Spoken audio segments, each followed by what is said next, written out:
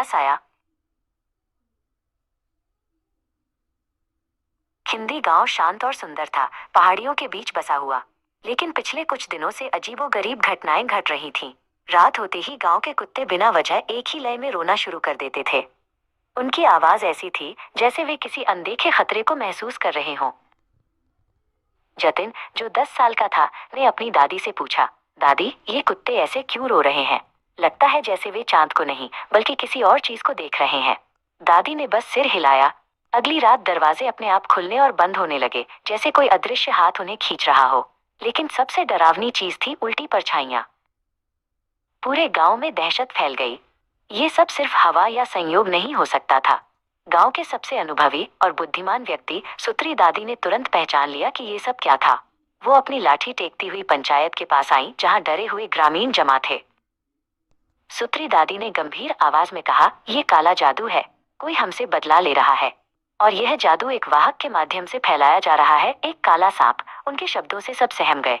उन्होंने बताया कि यह सांप रात में घूमता है और जहां भी जाता है बीमारियां और मनहूसियत लाता है। जतिन को याद आया कि उसने पिछली सुबह बाड़ी में एक बड़ा काला सांप देखा था, जिसकी आंखें अंगारों जैसी लाल थीं। उसने किसी को नहीं बताया था, क्योंकि उस समय उसने सोचा था कि ये महज एक जंगली जानवर है। अब उसे एहसास हुआ कि वो कितना गलत था। खौफ की एक लहर उसके शरीर से गुजर गई। लेकिन ये जादू कौन कर रहा है? मुखिया ने कांपते हुए पूछा। सुत्री दादी ने शांत लेकिन दृढ़ स्वर में कहा, वो हमारे बीच का ही है। लेकिन सच आज रात मंदिर के पास सामने आएगा। 12 बजते ही जादूगर की परछाई उसके वाहक से मिल जाएगी। रात गहरी होती गई।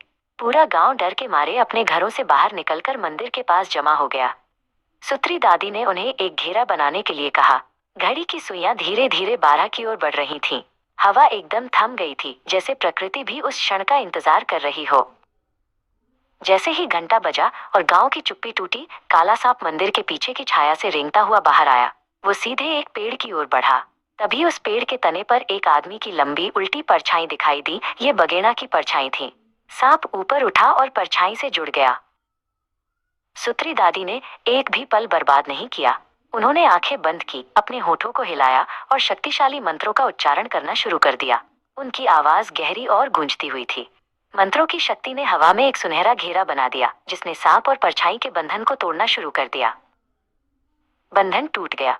एक चीख उठी, न बगेड़ा की बल्कि जादू की। काला सांप छटपटाया और पल भर में वो काली राख में बदल गया, हवा में घुल गया। बगेड़ा की परछाई सीधी हुई और तुरंत गायब हो गई।